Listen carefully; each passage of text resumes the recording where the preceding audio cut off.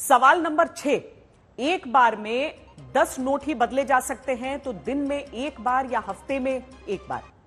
जवाब इसका अब तक आरबीआई ने साफ नहीं किया है। इस पर स्पष्ट जवाब आना अभी बाकी। सवाल नंबर 7 यह उठ रहा है कि 30 सितंबर तक नोट बदल सकते हैं, इसके बाद क्या होगा?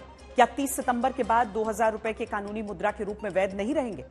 जवाब यही पता चला है कि फिलहाल 30 सितंबर तक नोट बदलने की मियाद आरबीआई ने दी है। आगे क्या होगा यह भी अभी आरबीआई की तरफ से साफ नहीं। सवाल नंबर 8, लोग यह जानना चाहते हैं कि बैंक जाकर 2000 के 10 नोट ही एक बार में बदलवाने की सीमा लगाई गई है, लेकिन अगर किसी को नोट बदलवाना नहीं, जमा करना है, तो क्या जमा करने में भी यह सीमा लागू होगी? जवाब है नहीं। अगर 2000 का नोट ले जाकर बैंक में जमा करते हैं तो इसकी सीमा नहीं है।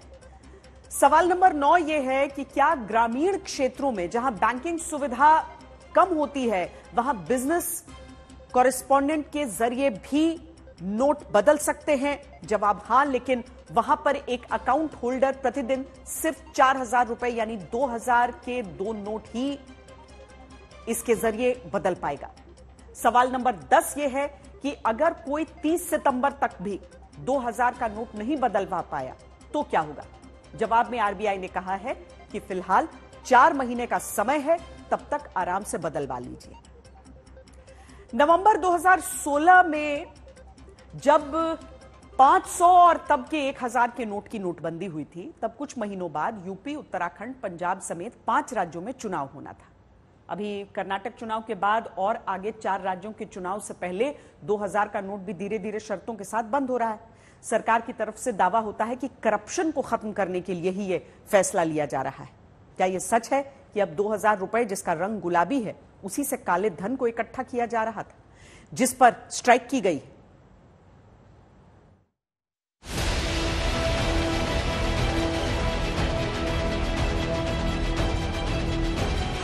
दिनों को याद करिए, जब भी देश में कहीं सीबीआई, इनकम टैक्स या ईडी की तरफ से छापेमारी हुई तो काले धन में 2-2 हजार के नोटों की गड्डियां खूब बाहर आई। क्या इसी काले धन को अब जड़ से खत्म करने के लिए 2000 रुपए को धीरे धीरे वापस लेकर खत्म करने की प्रक्रिया शुरू हुई? इस सवाल को समझने के लिए पहले कुछ जानकारी नोट करिए।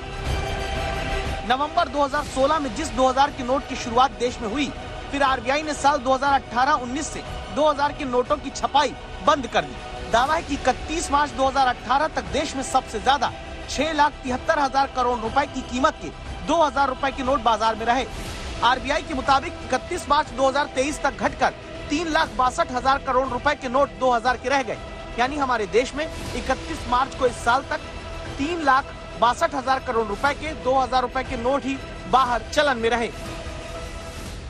तो क्या संभव है कि जो पश्चिम बंगाल में मंत्री रहे पार्थ चटर्जी के घर से लेकर यूपी मित्र कारोबारी के घर से और बड़े अधिकारियों के ठिकानों से देश में 2-2 हजार वाला काला धन निकलता रहा, वो इसी 3,62,000 करोड़ रुपए के बाजार में घूमते 2000 के नोट में से है? या फिर काला धन और बड़ा हो सकता है, जिसे रोकने के लिए अब इस गुलाबी नोट को बदलने का 4 महीने का वक्त दिया गया?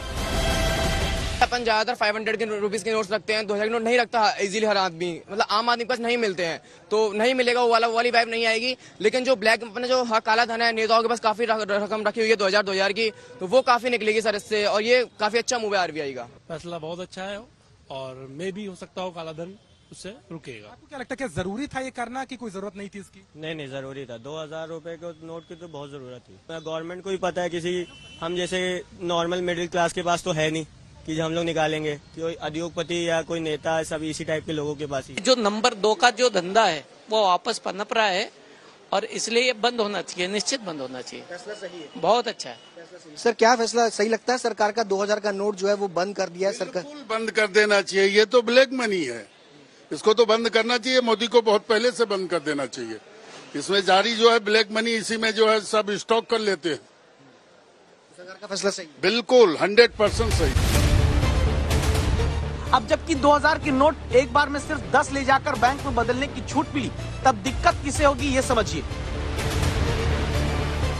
दिक्कत होगी पश्चिम बंगाल में टीएमसी सरकार में मंत्री रहे पार्थ चटर्जी जैसे नेताओं को, जिन्होंने 21 करोड़ रुपए का काला धन अपनी करीबी के घर में दावा है जमा करके रखा था। पार्थ चटर्जी जैसे लोग अब देश में 2000 के करोड़ों की कीमत वाला नोट रखे हैं, तो उनकी काली कमाई जीरो होने वाली है। दूसरी दिक्कत होगी पीयूष जैन जैसे कारोबारियों को, जिन पर आरोप है कि उन्होंने अपनी काली कमाई घरों में यूं 2-2 हजार के नोट में कैद करके रखी। तीसरी दिक्कत होगी राजेंद्र गुप्ता जैसे अधिकारियों को, जिन्होंने करप्शन करके ऐसे 2-2 हजार के नोट में करोड़ों रुपया इकट्ठा करके रखा था। अब इनके लिए इतना 2000 का नोट बैंक में लाकर बदलवाना असंभव है। यानी नेता, कारोबारी, अधिकारी किसी ने भी अगर भ्रष्टाचार किया तो अब उसके गुलाबी काले दिन हुर्र हो गए।